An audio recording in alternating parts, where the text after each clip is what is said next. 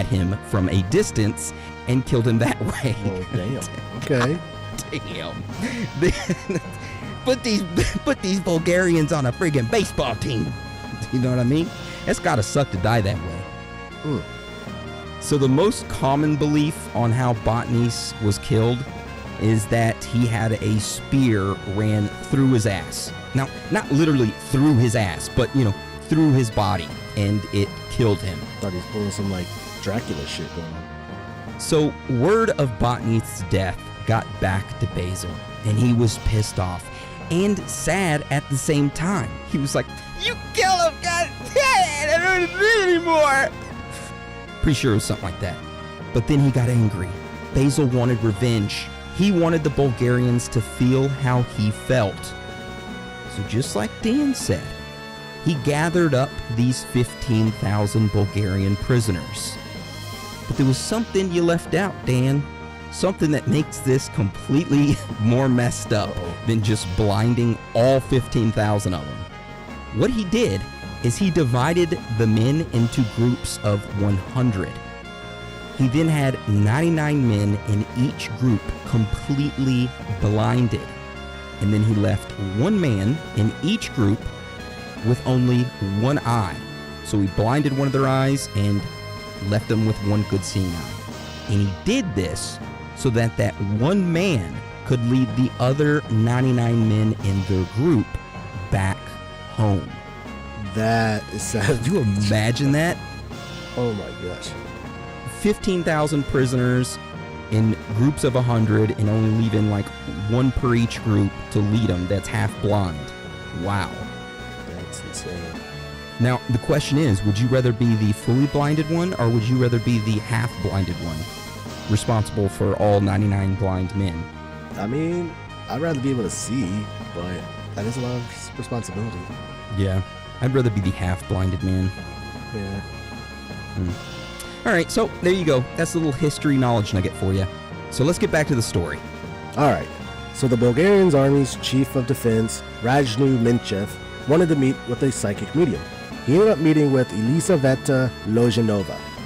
She was a medium who had said that she had been in contact with aliens using telepathic means, and during that meeting is when we believe that Minchev learned about the treasure of Tsar Samuel. Minchev believed Lozhanova, and that was when he sent his troops to Sarachina to set up a camp there and to prepare to start excavating. Now, this Loganova not only told this Minchev guy, the chief of defense, the Bulgarian chief of defense, about this treasure of Tsar.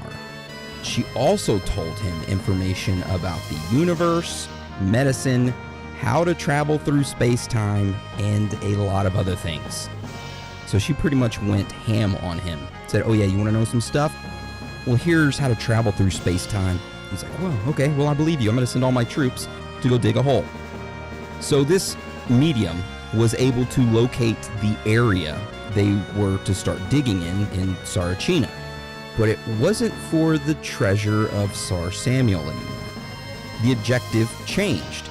So since Loganova was, a medium, whenever she got there and said, "Hey, this is where you need to..." Wait. I'm getting telepathic communications from something in the area. Something's communicating with me. It is a living being that was buried here. So supposedly, that's when the objective changed from digging for treasure to now entity that was communicating telepathically that was supposedly buried here.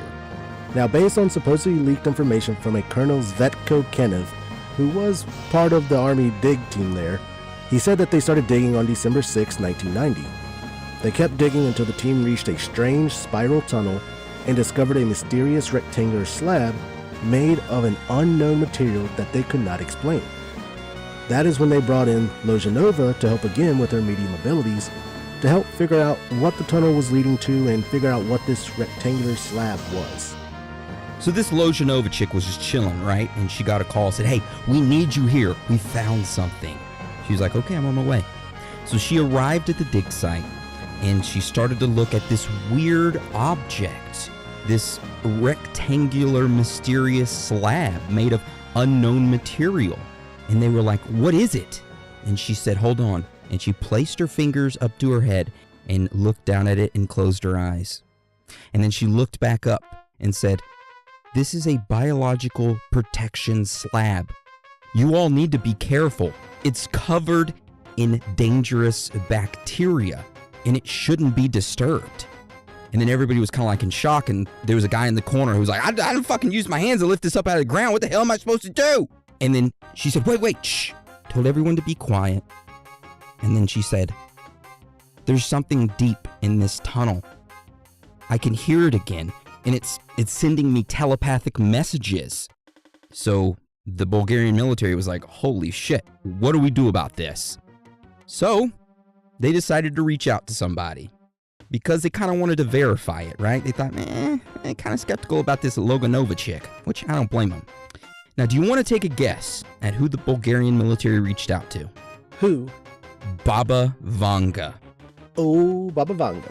We have done a episode over her, and if you haven't listened to it, go take a listen. It's a great episode, okay? So this Baba Vanga is pretty much like a real famous psychic prediction lady who was blind. So the Bulgarian military reached out to her, and they said, hey, we got this chick that's saying that there's something sending telepathic messages upwards out of this tunnel. We found this weird protection slab. Can you tell us what the hell is down there deep in this tunnel that we're digging? Well, Baba Vanga had said the same exact thing that Loganova said. There is something very deep in the tunnel that is sending telepathic messages upward toward the surface.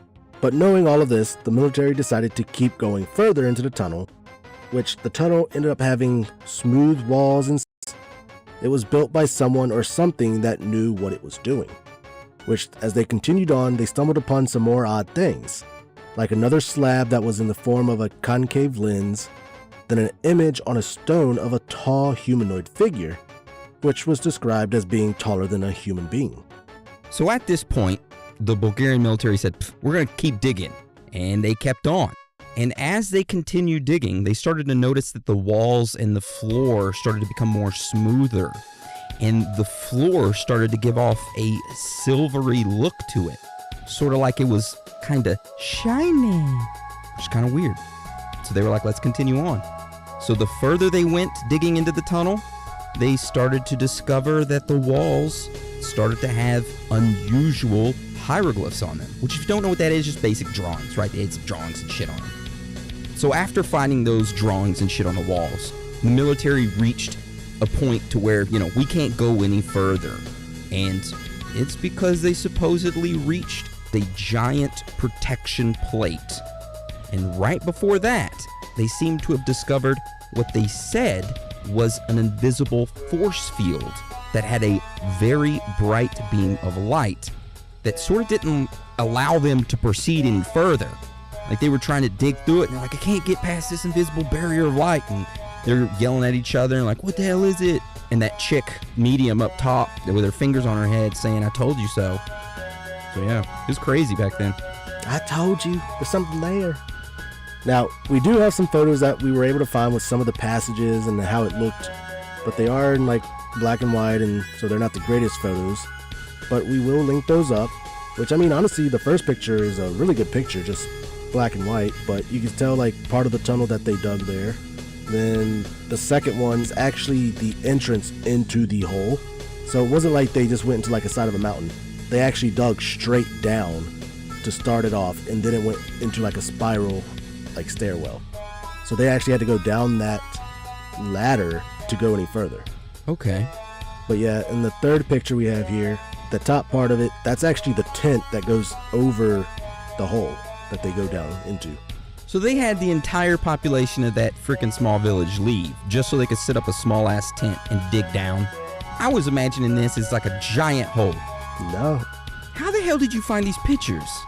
I did a lot of sleuthing, okay? I went to places that I don't even want to talk about. All right, I won't ask any more questions. You do it for the show. I do it for the show. But yeah, and then like the bottom part of the third picture, I'm guessing it's describing like how some of the walls looked inside, which I don't have photos of where the smooth walls and stuff, and then like the silvery floors. But I'm guessing this is what the designs of it looked like, kind of. It's quite interesting. I think I would get claustrophobic. Oh, Absolutely. I can't do those cave exploring things, where the people go cave diving, I guess you call it. I don't even know if you call it diving. Cave exploring? No cave exploring? I've seen some where people had to enter in such a small hole that they had to suck in, Oh, yeah. slide through. It's like, what if you keep sliding and you get stuck and you can't breathe? Like, I couldn't do that. I couldn't either. I would be too afraid to get stuck, and then that's it. That's where I die. Kind of like that one kid who was exploring that peanut butter hole, or what is it called? Peanut butter cave death. It was Nutty Putty. That was close. Peanut butter, Nutty Putty, same thing. Nutty Putty. Kid named John Edward Jones was exploring the Nutty Putty cave. Ended up getting stuck there. A bunch of people came and tried to help, and they got like crews to try to rig stuff up.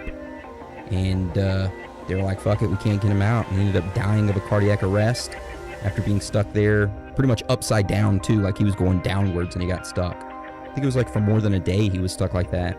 And he ended up dying, and they couldn't retrieve his body or anything, so they just kind of closed up the Nutty Putty cave and nobody else can go in it. So his body is stuck there forever. And it sucks. Yeah, no thank you. That's why I'm not doing any cave exploring or anything. That better be a well-opened cave for me to go in. Yeah, better be 12 feet by 12 feet. Something like Inner Space Caverns. That's right. At least that. Yeah. All right, so let's get back onto the story, okay? So if you want to see those pictures, of course, we'll have them posted up on Patreon.